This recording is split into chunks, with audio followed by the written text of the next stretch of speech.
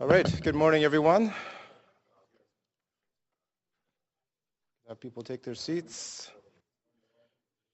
Good morning and welcome to Vancouver City Council meeting of Tuesday, June 27th, 2017. We acknowledge that we are on the unceded traditional territories of the Musqueam, Squamish, and Tsleil-Waututh First Nations. Madam Clerk, could we have the roll call, please? Mayor Robertson, as a leave of absence on civic business. Acting Mayor Louie in the chair. Councillor Stevenson. Councillor Deal. Councillor Jang. Councillor Reimer. Councillor Meggs. Councillor Ball, not in the chamber at the moment. Councillor Carr. Councillor Affleck. And Councillor DeGenova, not in the chamber. Okay. Mr. Acting Mayor, we have a quorum. Thank you. Let's start off with something special.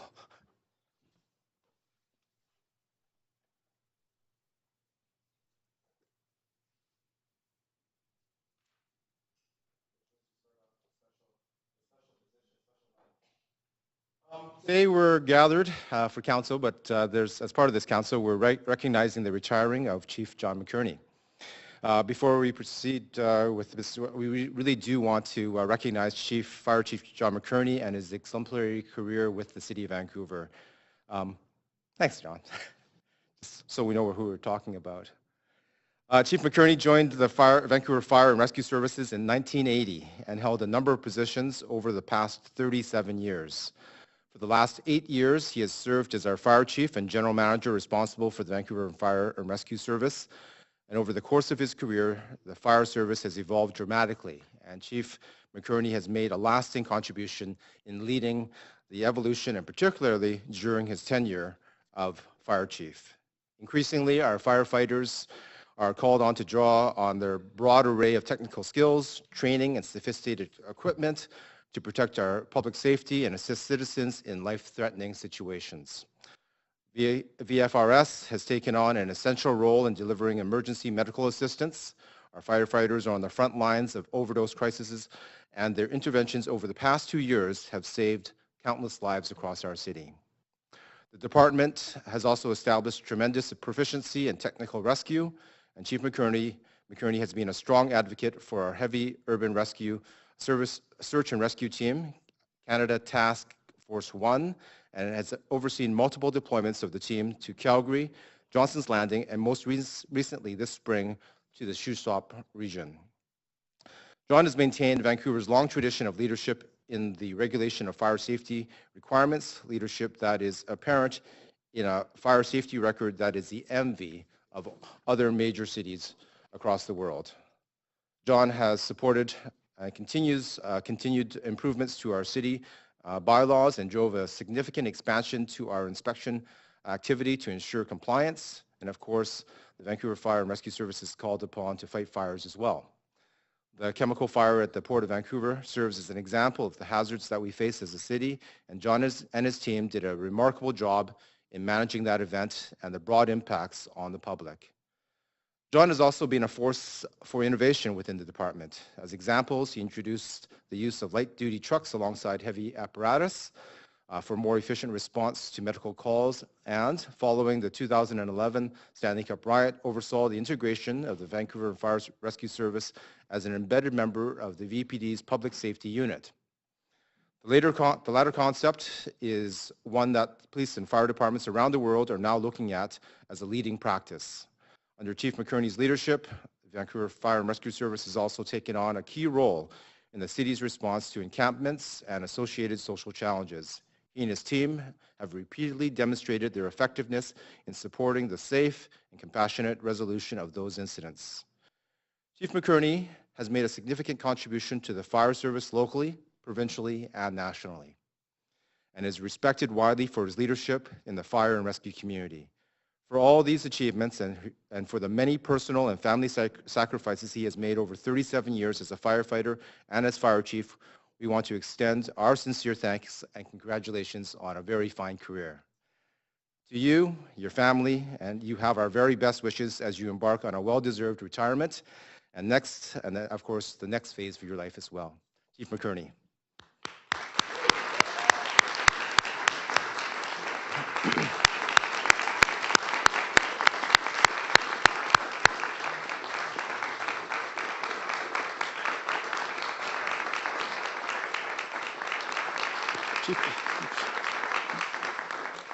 If you want to bring your notes and if you want to say a few words, come up here and you can stand here at the special podium. Yes.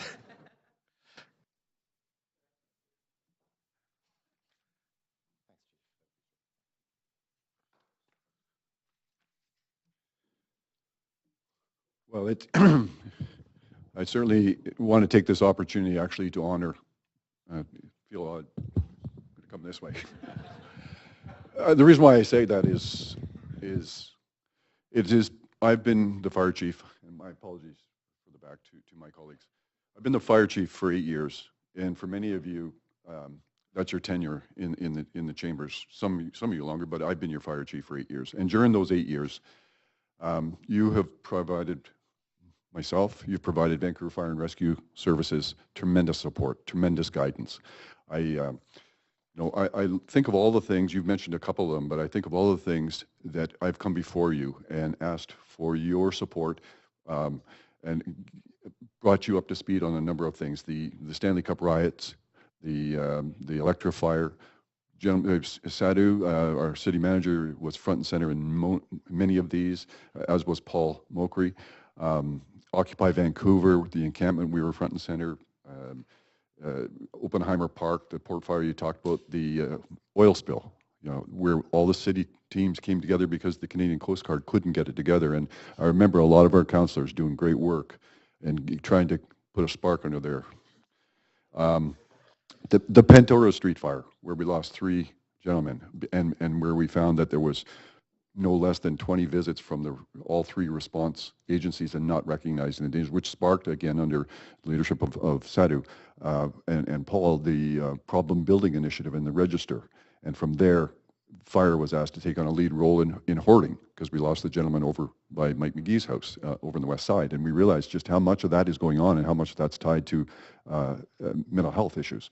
To date, we have 191 files on hoarding. The recent opioid crisis, these are just a few of the recent opioid crisis where we came before you and said, look, we're just at the max, and you supported Vancouver Fire and Rescue Services with allowing us to bring on a 3-person medic unit because the work they do, our firefighters do there. So Vancouver Fire, in my tenure, I've had the absolute privilege of working with all our city departments through our city manager and deputy city manager with your good graces to allow Vancouver Fire and Rescue, the men and women, to be part of the social engineering of the work you do in this city. Everything from bike lanes to homelessness strategy, all the tremendous work you do is just amazing. Even at times where there was noted labor unrest between myself possibly and the union, you stood behind me and you supported me, and I'm very privileged to have had that. We tried hard to bring diversity at your, you had an expectation of me to bring especially gender diversity into our ranks. We did do some work in that regard. I do apologize. We didn't get there as well. We went from 6 women to 23 women. There's a lot of work yet to do there. I'm sure our new fire chief is going to work really hard on that file. We've done some tremendous work together. When you think of number 15 fire hall, how beautiful that hall is, and we did a lot of work there. And now number 5 fire hall, that's a co-location. That's a new kind of a new concept for us, where we're putting through the YWCA, we're putting homes for women and children above the fire hall. You talked about the equipment that we've got and your support there. And of course, the model of this city is fire life safety. Your endorsement of sprinklers. We are the envy of most, 3 continents. We're constantly being asked how we have achieved this. We have the strongest fire bylaws and building bylaws to ensure safety of our citizens. So, in closing, and on behalf of the men and women of Vancouver Fire and Rescue, we humbly thank you for all your support and guidance through the years, and I'm going to miss all of you. Thank you.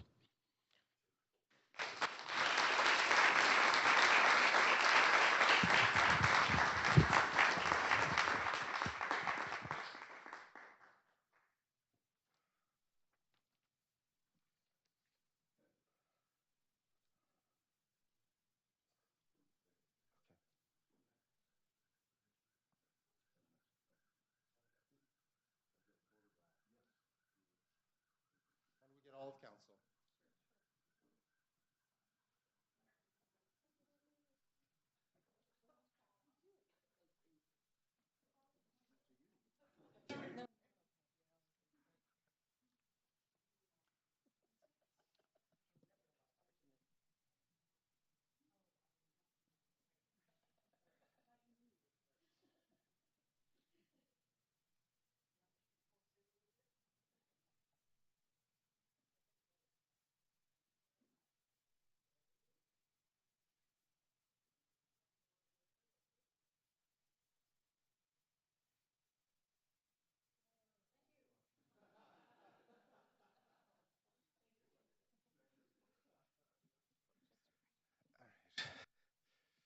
Chief McKearney.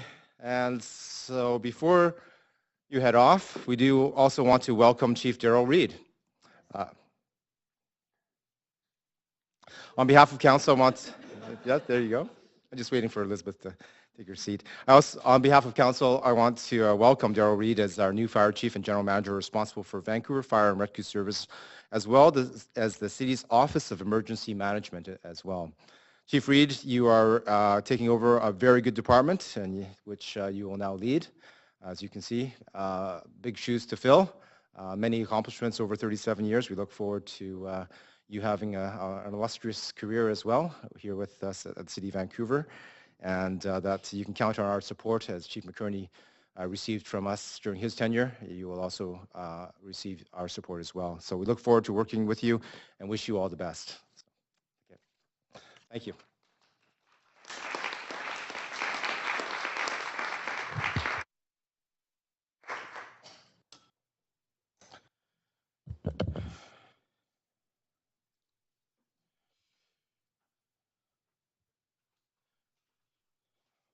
Okay. Council is required to meet in camera later this week. The reasons and authorities under the Vancouver Charter are listed in the agenda. Would someone like to move the motion to move in camera? Moved and seconded. All in favor? Any opposed? That's carried. We have the minutes section. Minutes 1 are the minutes of the regular council meeting of June 13th. Are there any corrections to the minutes? Seeing none, it's been moved and seconded. All in favor? Any opposed? That's carried. Next, we have minutes 2. Minutes 2 are the public hearing of June 13th. Are there any corrections to the minutes? Seeing none, a motion by Councillor Deal, seconded by Councillor Jang. All in favor? Any opposed? That's carried. Next, we have minutes 3, which are minutes of the regular council meeting following the Standing Committee on City Finance and Services meeting of June 14th. Are there any corrections to those minutes? It's been moved by Councillor Deal, seconded by Councillor Jang. All in favor? Any opposed? That's carried. Next, we have minutes 4, which is the quarter revision held on June 22nd. Are there any corrections to those minutes? Seeing none, motion to adopt. Moved and seconded by Councillor Deal and Councillor Jang. All in favor? Any opposed? That's carried. We will now consider the council agenda, and I will take Councillor Carr as first. Thank you. Yes, thank you. Thank you. Thank you, Mr. Acting Mayor. I have a request. Well, I'm withdrawing my motion, which is on notice, B2, and I am seeking advice from staff of a legal nature. So okay. It is my intent to withdraw that at this time. Okay. Thank you. Thank you. Next, Councillor Meggs. Well, I'd like to pull for discussion policy report 2. Policy report number 2. Okay. Councillor Reimer. Thank you, Chairperson. I need to propose some amendments to A1. Okay. Next, we have Councillor DeGenova. Sorry, I was going to pull policy report 2, but I see Councillor Meggs. Sorry, I don't know. Okay, then. Thank you. So we have 1 communications, 2 ministry reports, and 3 policy reports. We've held 2 of them. We can now adopt the recommendations of those not held.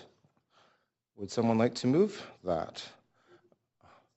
Moved to consent to the remaining items. Seconded by Councillor Jang. All in favor? Any opposed? That's carried. Okay. All right, so we will now move to our reference reports. Our first reference report is Greenest Cities. It's an update on the 2017 Greenest City Action Plan. Mr. Doug Smith, Acting Director of Sustainability, is here to present. Mr. Smith. Thank you very much, Mr. Chair, and good morning, everybody. My name is Doug Smith. I'm your Director of Sustainability. When the Greenest City Action Plan, get the PowerPoint up. There we go. Thank you very much.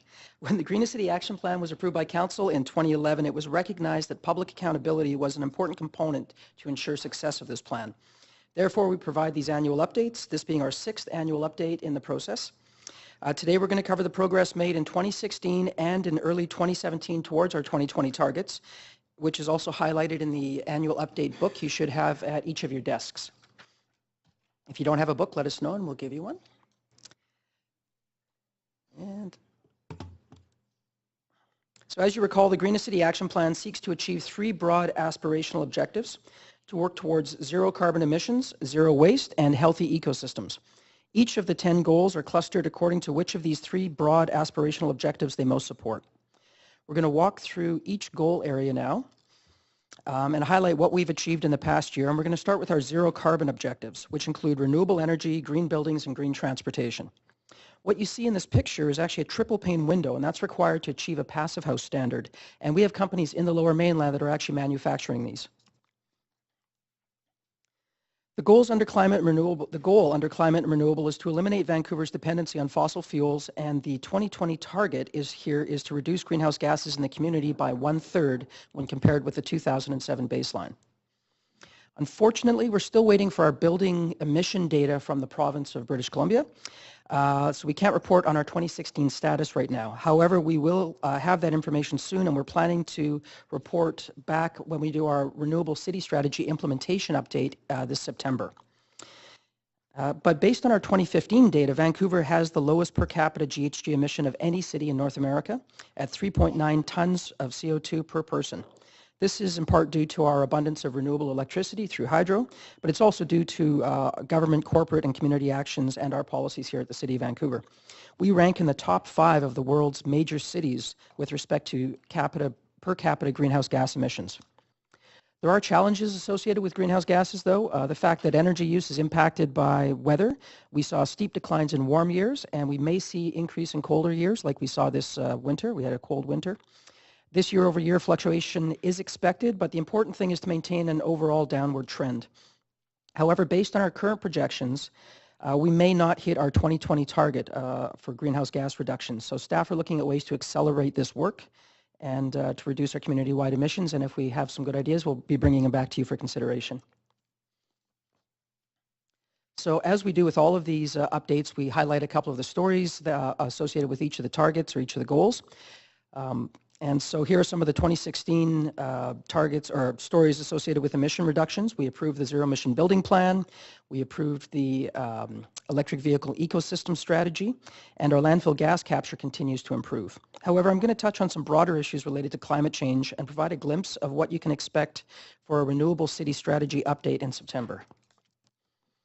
So despite Trump and the United States' withdrawal from the Paris Accord, the world does remain committed to the Paris Agreement and to reducing climate impacts. In fact, Canada's Parliament reiterated its support for this agreement on June 6th with a vote of 277-1.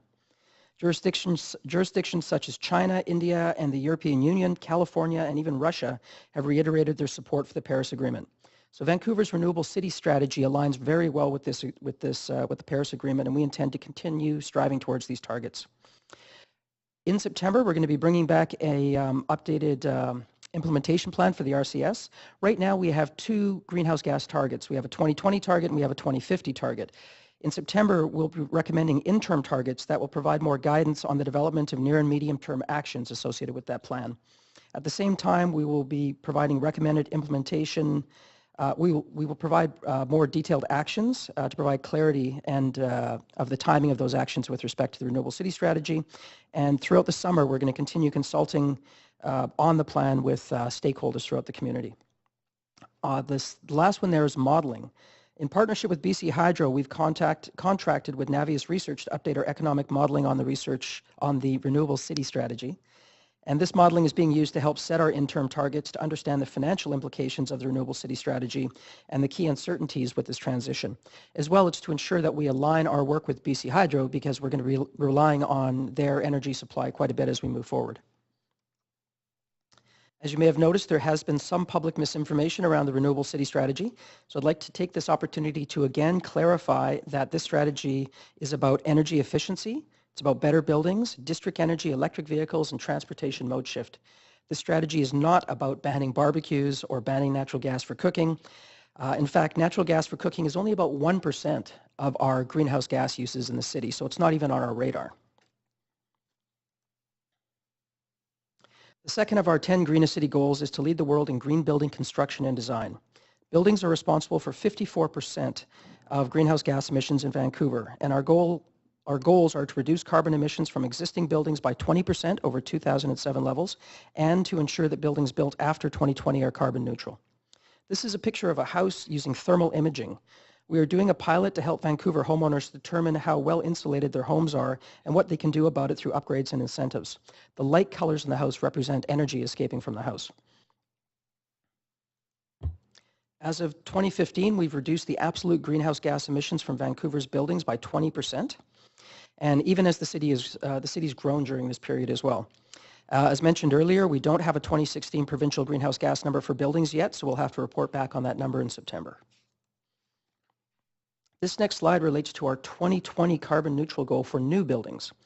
What it's telling us is that buildings approved today will produce 43% less greenhouse gases than those approved in 2007. This is thanks to a combination of green building policies and regulations, and many of these came into effect in 2017. So for our building highlights, I'm going to focus on one of our new policies. It's our new rezoning policy that came into effect on May 1st. And this means that newly rezoned buildings will be more energy efficient by 50% when compared to a code building. There was some controversy around cost and natural gas use, but these issues were misrepresented. There is no increase in construction or operating costs to achieve these very impressive greenhouse gas outcomes. As well as policy does not stop a builder from using natural gas for many things such as cooking or fireplaces, but it will ensure that less natural gas is used and thus less carbon pollution is produced. As well, the new provincial building code, known as the STEP code, aligns very well with Vancouver's building code, proving that we're not in this alone. Vancouver, BC, Canada, and in fact most of the world has committed to reducing their greenhouse gases, and a lot of them up to 80% by 2050. We're also working towards zero carbon emissions by providing increased access to green transportation options. Transportation was responsible for 41% of greenhouse gas emissions in Vancouver in 2015. In 2015, we met our 2020 target of 50% active transportation mode share. And even though we've hit our 2020 target early, this doesn't mean we're going to stop aggressively pursuing our goals, as our 2040 transportation goal is that 2/3 of all trips are made by walking, biking, or transit. However, it appears our mode split has plateaued. As you can see, the 2016 target is still at 50%. And this is likely due to a lack of new transit investment. But I'm confident as we see new transit investment coming, new transit capacity and new projects coming online, we'll see this number continue to grow. Not only have we seen progress in mode shift, but we've also seen a decrease in the distance each person travels throughout the city by car. As City Council heard in the transportation update in May, distance driven by people in Vancouver has decreased by 32% since 2007. It's a great number. Like the mode shift, we need to keep focusing on this travel target and preparing for a new challenge, autonomous vehicles. We need policies to ensure that autonomous vehicles have a net social benefit by being zero emission and by being shared. Otherwise, in the near future, we could see significant increase in congestion and demand on our road network. Here's some of the 2016-2017 transportation highlights, but I'm going to single out Mobi. Mobi had a great year. It launched last summer. Now we have 1,200 bicycles and over 115 stations. On a very busy week, Mobi can see 16,000 rides. That's a fantastic number. Riders have covered over 1.2 million kilometers, or the equivalent of 30 trips around the world, and even last year's cold and wet winter did not hamper the enthusiasm for people riding Mobi. So Vancouver it took us a while to get there, but Vancouver was definitely ready for Mobi. Now on to our zero waste goal. Our target here is to cut waste tonnage by 50% from 2008 levels. This isn't just about recycling. This is about helping people make better decisions about how they purchase, what they purchase, and with respect to goods and services. And that'll reduce overall waste in the system. I should also mention that greenhouse gas from waste sent to the landfill incinerator are responsible for about 5% of our community greenhouse gas emissions. Our most recent data, our most recent data is from 2015 with respect to our waste. And Vancouver solid waste to the landfill and incinerators has decreased 27% since 2008. So we are on track towards our 2020 target of 50%. And here are some of our 2016 and 2017 waste reduction stories. My personal favorite is around textiles. As the world is finally getting a handle on what we consider sort of traditional recycling, textiles are the next frontier, considering the vast amount of waste produced and the throwaway culture associated with clothing. Every year, 40,000 tons of textiles, including 19,000 tons of clothing, are sent to the landfill or incinerator in Metro Vancouver. This is a photo of an upcycling workshop hosted by Framework that includes sewing and repair lessons where people share equipment and materials, and some even created entirely new clothing out of scrap material. Okay, now on to our healthy ecosystem goal that includes access to nature, clean water, local food, and clean air. First area of action here is to provide access to nature by ensuring that every resident lives within a 5-minute walk of a natural space and expanding Vancouver's urban forest by an additional 150,000 trees by 2050. In 2016, we also added 2 related goals, restoring 25 hectares of natural areas to support biodiversity and increasing canopy to cover 22% of Vancouver's surfaces by 2050. So our 5-minute walk target was developed in 2010, and unfortunately, it only measures how much land is close to green space, not how many people are actually close to green space. North America has actually evolved quite a bit in how we measure access to green space, and those metrics have evolved really nicely, and they now include things like how many people are close to parks and to green space, how easy is it for them to get there. For example, are there hills? Are there busy intersections on the way? And also, what do you get when you get to that park? Is it just a tree and a bit of grass, or is it actually a playground and a pool at the end of that line? So there are some better metrics available, and the numbers you see on the screen are actually related to the better metrics. I just want to reinforce, though, that we're not going to change the city's metrics currently. There's only a few years left in our program. We'll get through that, but as we get to GCAP 2.0, we may want to revisit that and look at adopting these more modern metrics associated with access to green space. We are making good progress towards our goal of 150,000 trees. We're more than halfway there with 82,000 trees planted since 2010. This is an increase of nearly 22,000 trees over last year, and much of that came from on private property. So our initiatives are bearing fruit around promoting planting on private land, which is critical because we are running out of space on public property. Therefore, meeting this target will mean even more planting on private property. Access to nature also means focusing on biodiversity. As I mentioned earlier, in 2016, Parks Board and City Council adopted a citywide biodiversity strategy, which sets a target of 25 hectares of natural space, restoration or enhancement. 20 hectares have been restored or enhanced since 2010, including just 6 hectares alone in 2016. So we're definitely on track towards this target. There was a great example of a creation of a great biodiversity wetland at Sepperly Meadow, and it was considered a passive restoration. And what we did is we just decided to reduce the amount of mowing in certain areas to allow a meadow to grow up, and there was some beaver activity in the local creek, so we allowed the beavers to build a bit of a dam and flood a little bit of the meadow and create some wetlands. No cost to us at all. In fact, it's probably saving us money, and we added to our biodiversity. Great project.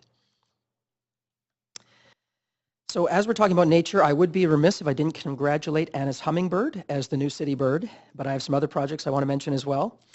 I think you've probably heard about the Eagle's Nest that was rebuilt by Parks Board staff, and I'm pretty sure you've heard about Van Place, so I'm going to talk about the Pine and Fifth Bee Sanctuary. We've recently built a pop-up pollinator park at Pine and West Fifth. Say that 5 times fast. In this park, hundreds of residents helped us install over 1,500 plants. And this park is also home to a large cistern that collects rainwater in the wet season to use for watering in the summertime.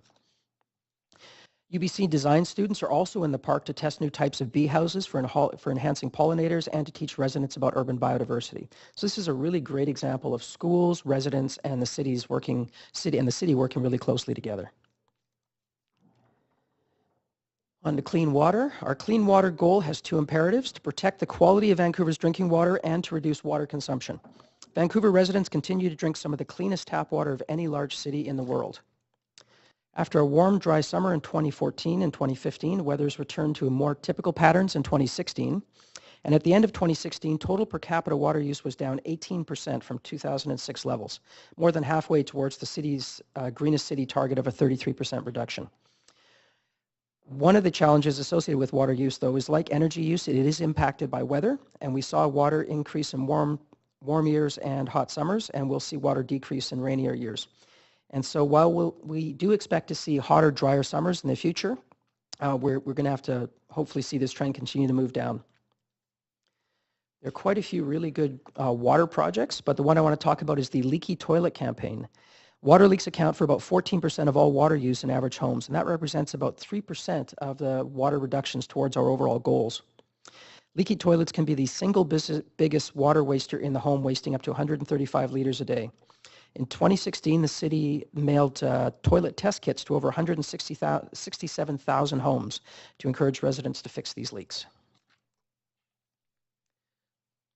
Now onto local food. Having a resilient food system is central to the sustainability of cities. Encouraging the growth of more local food reduces greenhouse gases, improves biodiversity, reduces heat island effects, supports the local economy, and improves food security. Our target is to increase food assets by 50% over 2010 levels.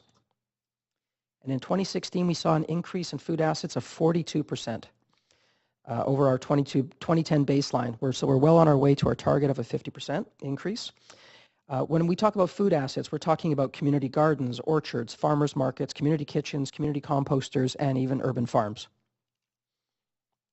So there's lots of great food stories out there, but I'm going to talk about mobile markets.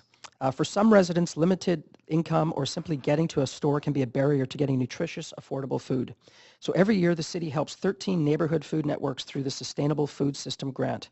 In 2016, we granted them $188,000. One example of this is the Cedar Cottage Food Network, who have hosted mobile produce markets every week for the last 5 years, selling fresh fruit and vegetables directly to people in the community at wholesale costs. This is the clean air goal, and it's a good example of where the policies and actions of other levels of government have a major impact on our outcomes here in Vancouver. And this is why not only our direct actions, but also our advocacy are important. Metro Vancouver has jurisdictional responsibility for air quality, and therefore we're working in partnership with them on many projects, one of them being electric vehicle infrastructure.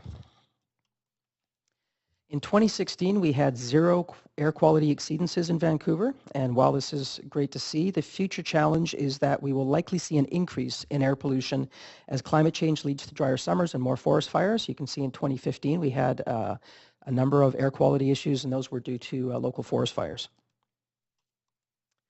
By way of examples under clean air, Vancouver's EV ecosystem strategy was approved last November by Council, and now we're being joined by the federal government, who have launched the development of a national electric vehicle strategy. The City of Vancouver is providing input into the strategy, and we're hopeful that it will dovetail nicely with ours and accelerate this important work. I should also mention a local story. TransLink is a North American leader in transit service, and they have a significant electric network of trolley buses and SkyTrains. But we're also now working with them on moving their diesel bus fleet towards electrification. There's a BYD, which is the largest electric vehicle company in the world, are doing a trial with TransLink bus right now. So there's an electric bus running out to UBC. It'll be running for 3 months. And then we're also working on an $8 million trial to put a number of more electric buses into TransLink's system. Now we're going to walk through the remaining goal areas, which span all 3 GCAP themes: green economy, lighter footprint, and green operations. The Vancouver Economic Commission leads our green economy work to double the number of green jobs in the city by 2020. And we define green jobs according to a United Nations Environment Protocol, plus local food. In Vancouver, we are creating green jobs in multiple sectors, including high threshold jobs such as those in the clean tech sector, and low threshold jobs such as urban agriculture for those with barriers to employment. In addition, the Vancouver Economic Commission is also working to double the number of companies that are actively greening their operations. VEC updated the Green Jobs Study earlier this year, and as you see, we're now at 49%. Green and local food jobs in Vancouver surged ahead between 2014 and 2016. Employment in the local food sector grew by 27% as distribution systems improved and as people continue to buy local. Materials management and recycling jobs grew 15% as the business case for recovering and reusing what used to be waste gets stronger. So right now there are over 25,000 green jobs in Vancouver. Nearly 24% growth means that almost 4,800 new green jobs have developed over the last 3 years alone. This means that 6%, over 6% of our workforce are in green jobs. And compared to other cities in our cities of our size, this is actually a very high number. This is due in no small part to Vancouver's green building policies. And jobs in green building design, construction, and products have increased by 40%. On to lighter footprint. Lighter footprint is a foundational goal to support Vancouver residents to lighten their personal ecological footprint. A proxy was developed as right now there isn't readily available data to measure per capita ecological footprint, mostly associated with food consumption. Our proxy is people empowered via community projects or who are undertaking training to enable lifestyle changes. Since 2011, we have engaged over 18,000 people in taking action on Greenest City initiatives. We will continue to work with local experts like Jenny Moore at BCIT to develop proper lighter footprint numbers so we can actually get you some better data points as we move forward. So while we are struggling a little bit to measure some of the data associated, the data points associated with lighter footprint, there's no shortage of great projects associated with it. And the one I'd like to highlight is the Greenest City Fund relaunch. The first Greenest City Fund ran in partnership with the Vancouver Foundation over 4 successful years. $2 million went out to support nearly 600 amazing projects, all led by residents and local community groups. A new version of the Greenest City Fund was launched in 2017 with 2 grant streams, the Greenest City Grant and the Greenest City Neighborhood Small Grant, which is supported by the Vancouver Foundation. One example of the 2017 Greenest City Fund recipient is the Downtown Eastside Women's Center, and specifically to support the women's market. Here you see a sweater from that market. And as a result of the grant, the Downtown Eastside Women's Market will double its summer market offering to local residents. The market functions as a vehicle for sustainable consumption by repairing and upcycling donated goods that would otherwise be directed to the landfill. So this safe and inclusive vending space provides vocational and income-generating opportunities for women vendors. And by recycling materials and empowering women, the market has dual environmental and social impacts. On to green operations now. So of course we can't expect the community to make significant changes in sustainability unless we lead the way as an organization. We call this our Green Operations Program. And every department at the city has a detailed departmental action plan, sort of like their own miniature Greenest City action plan. And on this slide and in your booklet, you'll see some of the high-level corporate targets included in that departmental action plan. And our current poster child, it's too bad John left already, but our current poster child for green operations is Fire Hall number 17. It's a photograph of what it will look like when it gets built. This will be the first fire hall in Canada to be built to a passive house standard. It will also meet the Canada Green Building Council new zero carbon building standard. So this fire hall will be energy efficient, provide a healthier and more comfortable environment for the firefighters, and be more resilient and safer in the event of an earthquake.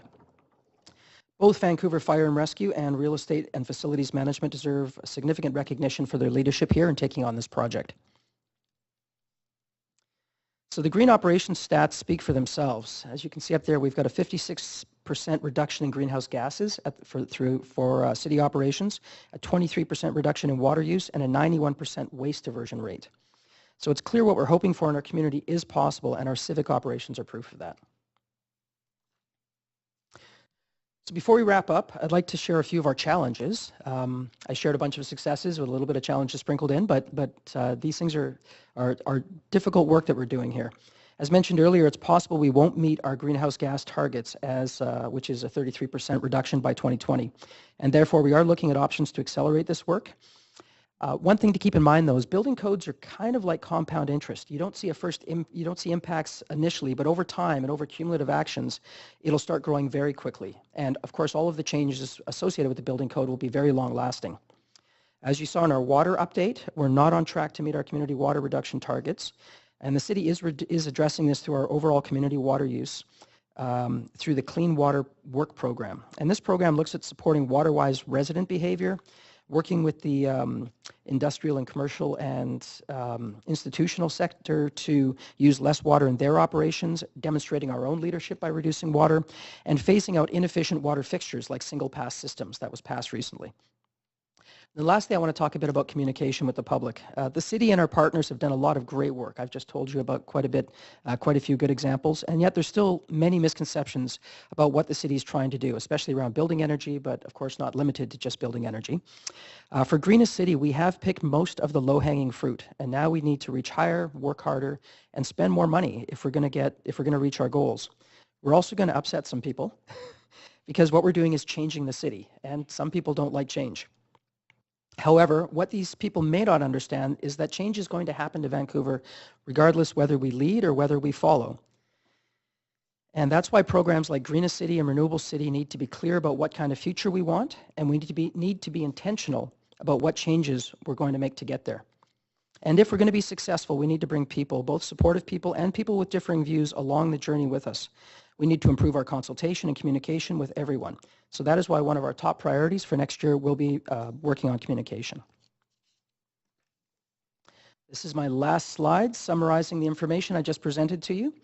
I'd also like to take this opportunity to thank all of the goal owners who are represented here today. They're all sitting back here behind me. Without their hard work, their innovation, and most importantly, their collaboration with each other, none of this would have been possible. So thank you very much. If you have any questions, all of the GCAP goal owners are here to help me answer them. Thank you, Mr. Smith. You do have questions. First is Councillor Reimer. Thank you, Chairperson, and thank you, Mr. Smith, and all the staff for the report. First question, well, so Renewable City Strategy, an update is coming back in the fall, so I was going to leave my questions on that until we have the information in front of us. The one question I did want to ask on that was in relation to Fortis. I understand staff have been meeting with Fortis, and to get a sense of, you can share with Council how those discussions are going. Sure. Yes, we have been talking recently with Fortis to try to align our plans and our policies, and they've been going quite well. Fortis has been receptive to working with us. We do have a lot of shared goals and some areas that we need to work on together, but I'm confident we can work together and come up with some solutions that are positive for both of us. Okay, well, it's been refreshing to see a lowered temperature in the media and social media, so I appreciate your efforts on that, and I will continue to honor that work and look forward to hearing how it comes back in the fall. Second question, so it stands out for me, having been engaged with the action team back in 2009 and remembering all of the spreadsheets that led into calculating transportation, GHGs, food. What we had worried about at the time has somewhat come to pass. Things like food that are entirely within the city's control, we're almost at the goal, and things like GHGs that banked on things like a Broadway subway and the Central Heat at the time, now Creative Energy, which is by far the largest greenhouse gas producer in Vancouver. External levels of government or agencies have not delivered on those. So can you speak a bit to that challenge in the Greenest City goals? Yes, I mean, absolutely. Some of those larger challenges, especially around greenhouse gases, do require partnerships from other levels of government and businesses and residents as well. With the, even with the previous provincial government, but with the new provincial government, we're seeing some good signs. And of course, with the new federal government, there is a lot more funding available to support many of these projects. The electric vehicle program that they're working on right now is a good example of it. In order to get good adoption of electric vehicles, we need a zero-emission vehicle mandate, we need incentives, and it looks like those things may come to pass. We're seeing great adoption in Quebec because of those things. So I'm confident things will improve. I'm just a little concerned they won't improve quick enough. Okay. One thing that I would find helpful, if it's not a massive project, I'm quite certain the spreadsheets still exist and are updated and monitored regularly, to get a sense of how many of the numbers on there do rely on senior governments at this point. At one time, you know, they were a small fraction because there was so much within our control. Now we've sort of worked through all the things we can do, and a bigger and bigger percentage of what's left is going to fall into senior governments. So just to clarify, you're looking for a bit of a breakdown on, from the greenhouse gas point of view, how much we control versus how much is going to be additional or external forces. Yeah, I can provide that, yes. Okay, that's really helpful. I had a question about, GCAP 2.0, which you mentioned. We already have strategies on pretty much every area, and the ones that we don't have strategies on that extend well past 2020. The ones we don't have strategies on, like zero waste, are imminently expected. So when you talk about GCAP 2.0, is it an aggregation of all the goals that exist in these strategies or a rewriting of strategy? We definitely wouldn't want to rewrite the existing strategies that are recently approved or about to be approved, like the Transportation 2040 or the Zero Waste Plan. There are some strategies that could use some updating, but we would aggregate some of those additional ones, and then there may be new things that we add to it. I don't see it as being a carbon copy of the current plan. I see it as being a next generation of that. Okay, and is it safe to assume that next year's annual report will include some advice to council on how to begin that work of aggregation and adding?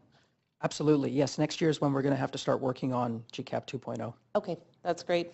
I had a question about green jobs. That number is fantastic. Because it's such a huge piece of research, the last time we had a report, we were at 19%.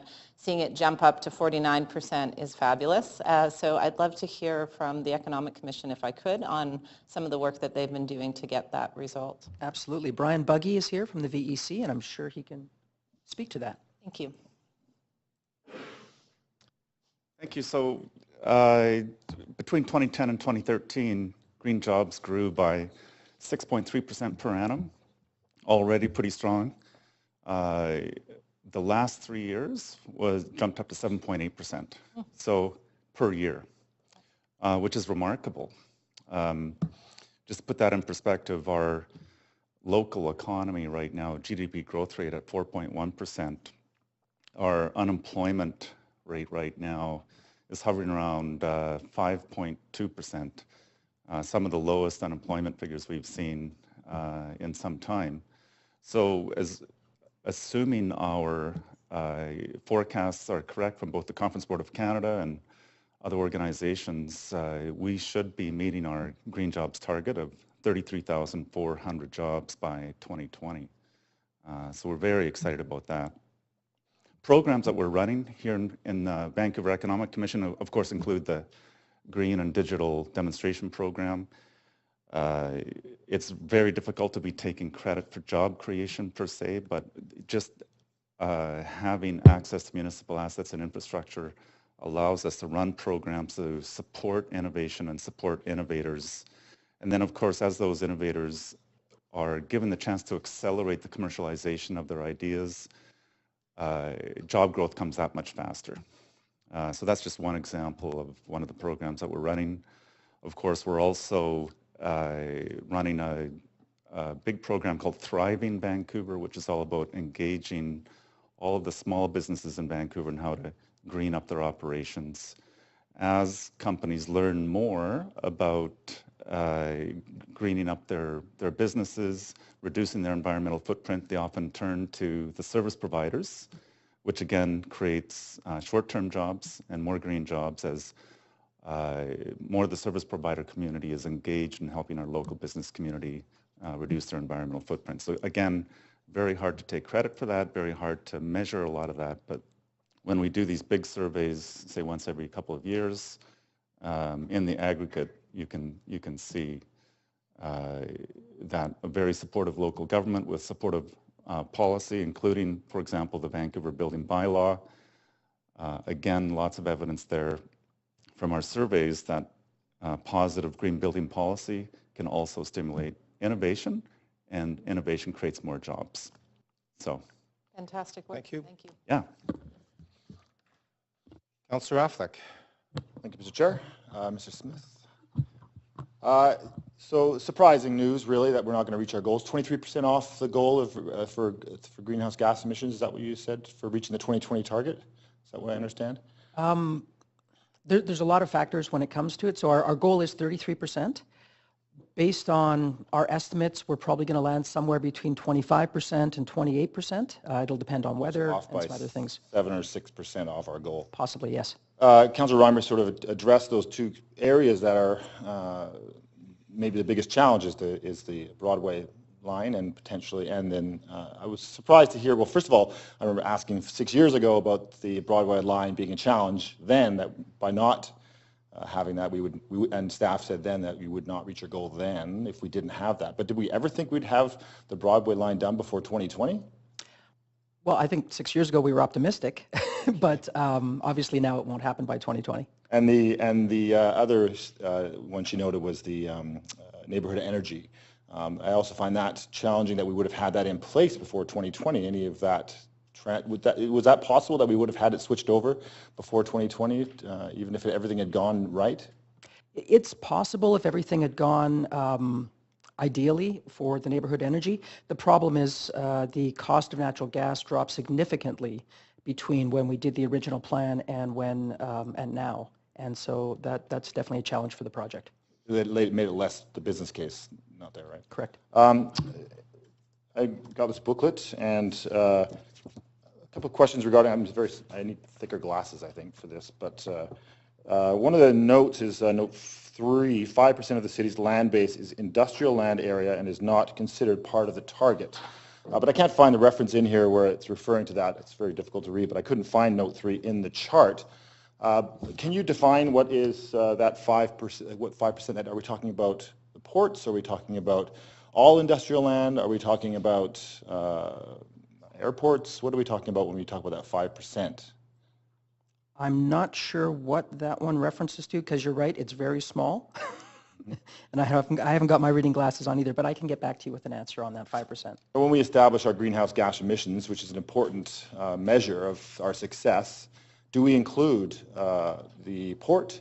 Do we include the airport? Do we include industrial land in our measures at all? So for right now, we do not include the port or the airport. We do what is called Scope 1 and Scope 2, which are directly attributed to the City of Vancouver and the community of Vancouver.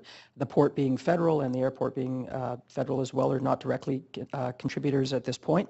However, Scope 3 would include the airport and the port and industrial lands and even consumption, packaging, something made in China that we use here, that the greenhouse gases associated that would be counted if we were to include Scope 3, which is something we will consider for GCAP 2.0. It will make our targets much more difficult. That was my next question. I mean, especially when we compare ourselves against other cities like Copenhagen, do they include those numbers? Are we competing at a level playing field, or our numbers are skewed because we're not including those things, and maybe they are? How do we know? We are actually playing on a level playing field. All of the cities that I've been comparing ourselves with are using Scope 1 and Scope 2, not Scope 3. The only city that's currently using Scope 3 that I'm aware of, the only large city, is Paris. And their numbers are huge, and there's a huge hill for them to climb. You can imagine trying to influence a production facility in Japan to reduce their greenhouse gases because your residents are buying their products. No, we are comparing apples to apples when we look at our greenhouse gases compared to other cities. We use the Carbon Disclosure Program and the Community Protocol for carbon measurement, and so it is a consistent international standard.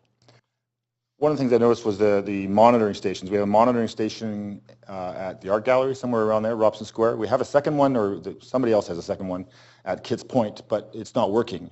And I'm wondering the value, first of all, of having, well, that's disappointing that there's one of these systems that tracks the greenhouse gas emissions is not working. So to only have one that's located in a fairly open air space, I mean, why don't we have more of them?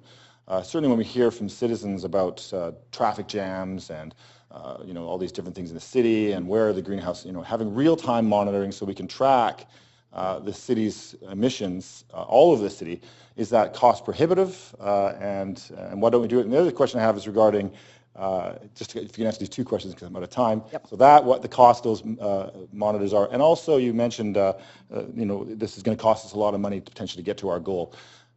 When you talk to other departments, balancing what is an important criteria for us about affordability and the costs of reaching these goals, how much do other departments talk about that and how that balance might work? Would be helpful for those two questions for me. Thank you. Right. I will start with the monitoring stations. So the city, Metro Vancouver, which runs the monitoring stations, there's two in Vancouver. There's one out near the Museum of Vancouver. There's one near Boundary, which is a temporary one. And those monitoring stations monitor pollution. They do not monitor greenhouse gases. So it's diesel particulate, carbon monoxide, sulfur dioxide, things like that. We estimate our greenhouse gas emissions based on the fuel sold in Vancouver and based on the natural gas burnt in buildings. So that's how we come up with our greenhouse gas numbers. With respect to the monitoring stations, though, I do agree with you, we need more of them because localized air quality is actually very important. We know that air quality on busy streets is an issue, And the cost of those monitors are getting very, very inexpensive. And so we are working with Metro Vancouver to look at potential programs. There's a program in Calgary right now that's funded by the federal government where there's hundreds of these monitors, and the parts are actually assembled by local residents, and they put them in their own backyards or in the front of their house, and they're connected by internet, and we can get access to all of them. So we're talking with Metro Vancouver about doing a similar program in Vancouver, which I think would be great because it would give us real-time air quality all over the city. With respect to affordability, absolutely, like everything we do in the city, we have to balance all of our priorities and make sure that one isn't taking precedent over the other. The good news is, though, when you're talking about green buildings, affordability and green buildings do go hand in hand very well. The cost to build a brand new passive house building is currently in the neighborhood of 2% over premium over a regular building. And right after that building is built and operating, it will be less expensive than living in a normal building, and will save you that 2%. And the only reason it's 2% is because they're a fairly new thing. Eventually, they're going to be the same price as a regular building. Okay. So on the building side, that's very good. I think what I'm alluding to with costs is probably associated with retrofitting buildings. At some point, we're going to have to retrofit not only our buildings, but all across the world. They're going to have to retrofit their buildings to meet the world's greenhouse gas standards, and that will cost some money. Right. Councillor DeGenova. Hello. I had a few questions. I was hoping that you might help me understand.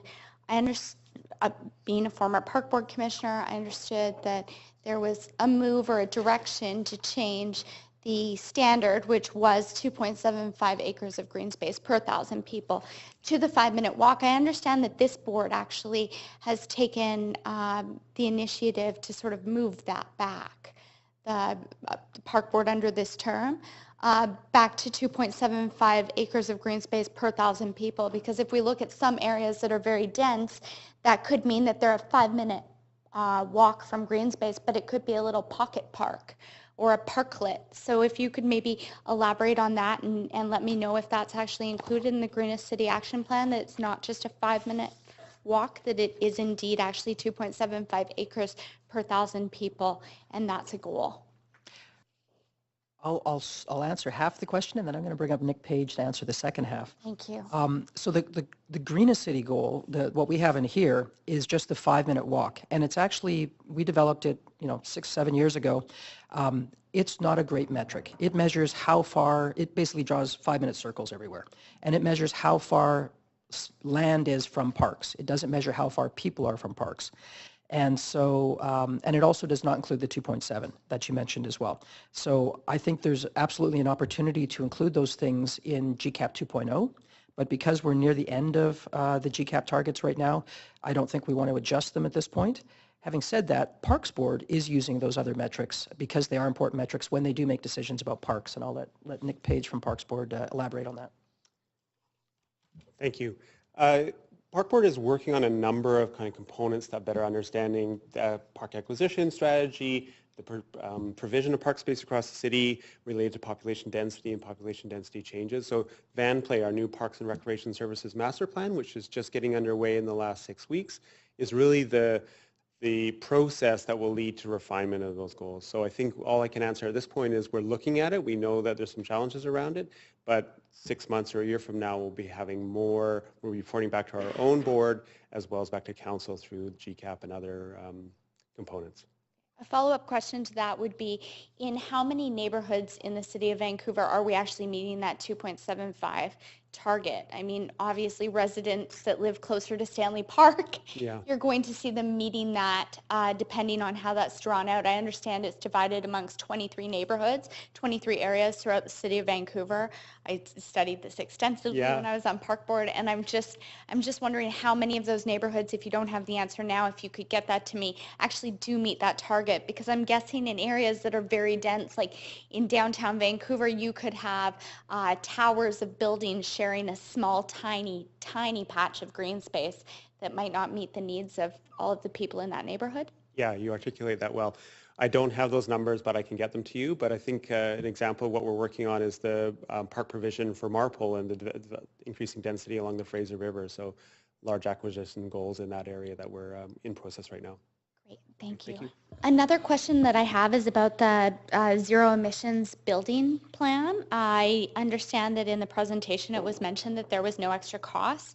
Could you elaborate as to whether or not that meant that there's no extra costs up front, or if that means there's no extra costs over time for people? Because I understood actually that there were extra costs up front for developers that would be passed on to the market, and maybe they'd save that in the long run, but unaffordable in a city that many find unaffordable.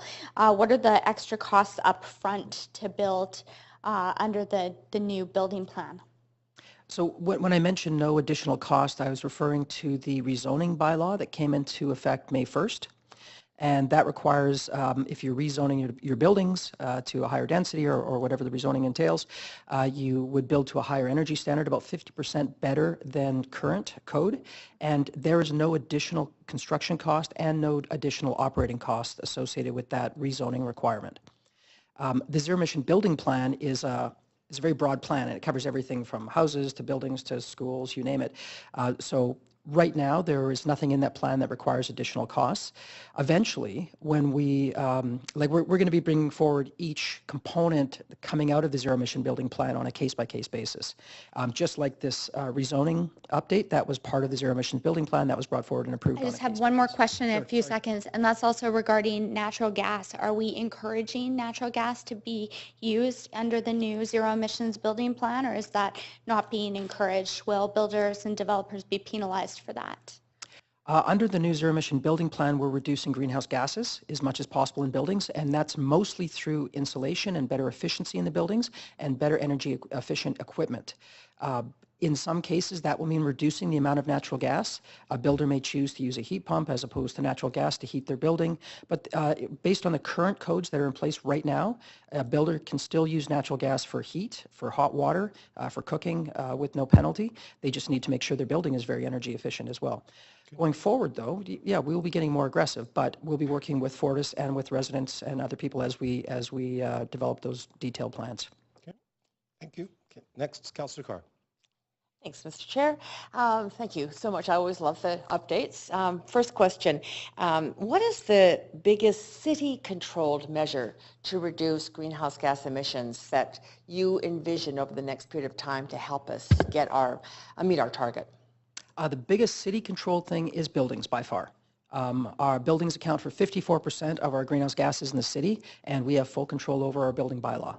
And so that means that we can assure that new buildings are built very green, that rezonings can even go farther than that, and that we have a nice steady improvement or a ramped up building code going forward. We started doing this in 2008, and our building bylaw aligns almost identically with the provincial step code, and so really the whole province will be moving maybe a little bit slower than us. We're a bit ahead of them, but the whole province will be sort of following this standardized step towards 2030, or in the province's case 2032, where they plan to have all buildings being zero emission.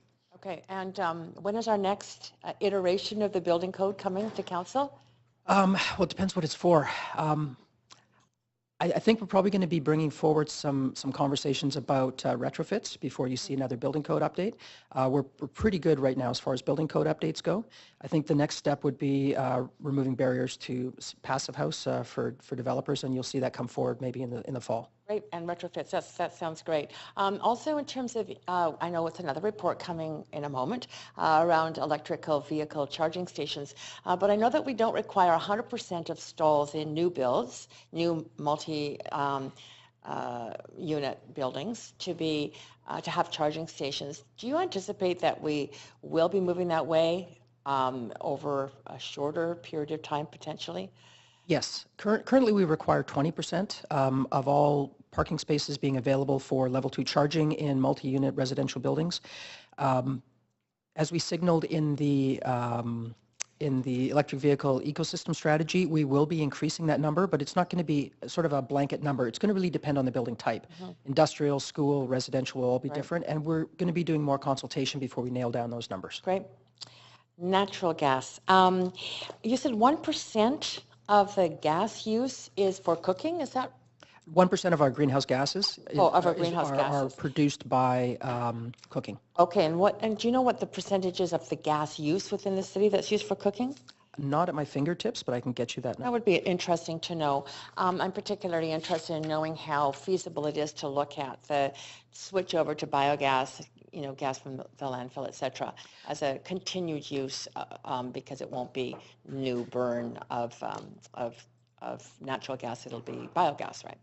Well, there was a study done by the provincial government recently in the last, I believe it was 4 months, that was done by Fortis and the provincial government indicating that by 2050 they felt they could provide enough renewable natural gas for the province, assuming a couple of things, that we actually are able to get biogas from the Fraser Valley. If you think of all the organic material out there, there's a lot of potential for biogas. And if other things like carbon taxes continue to go up, that it'll make renewable natural gas a viable option.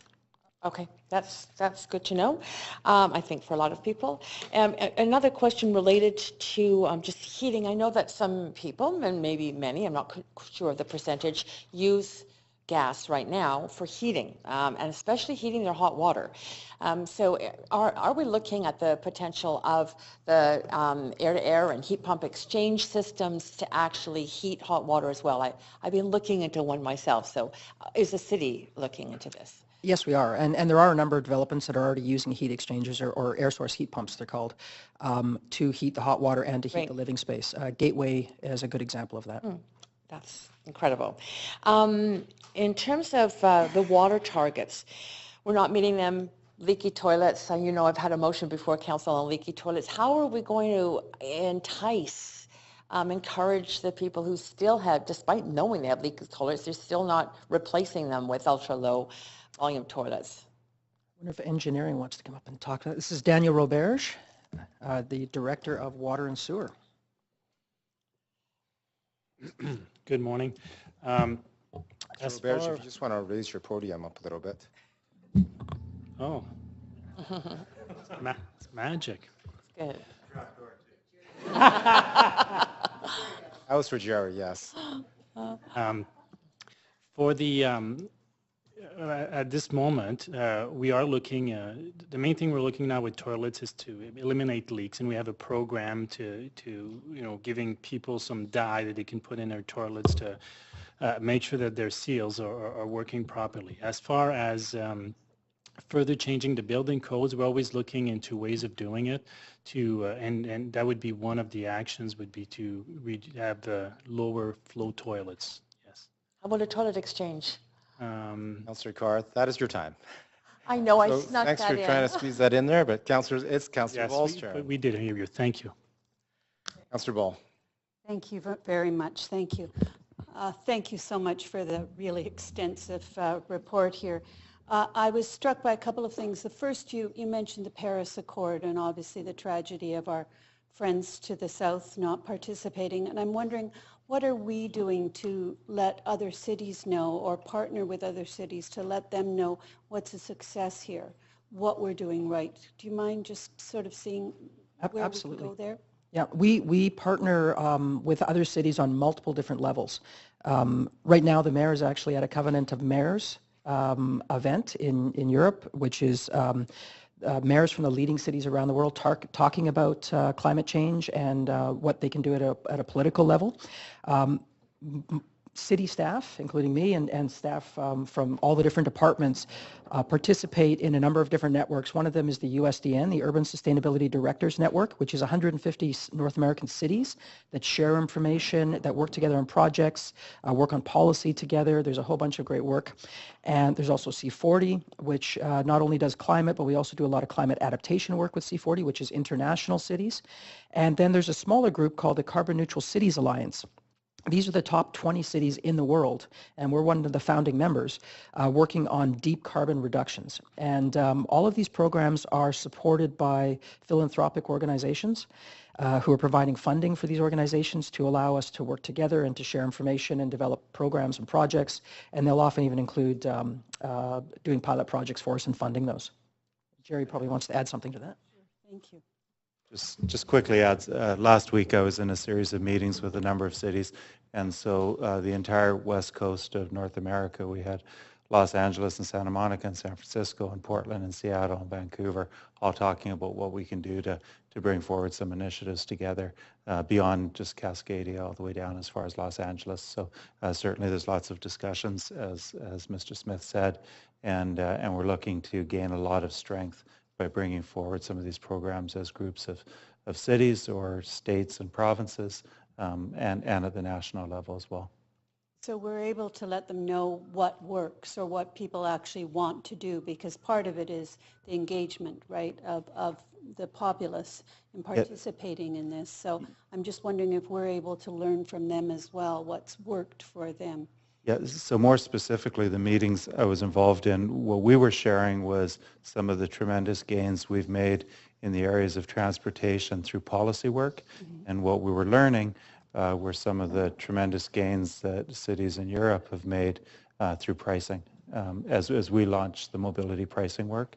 And so it was for us to learn how they did it and for them to learn how we did it.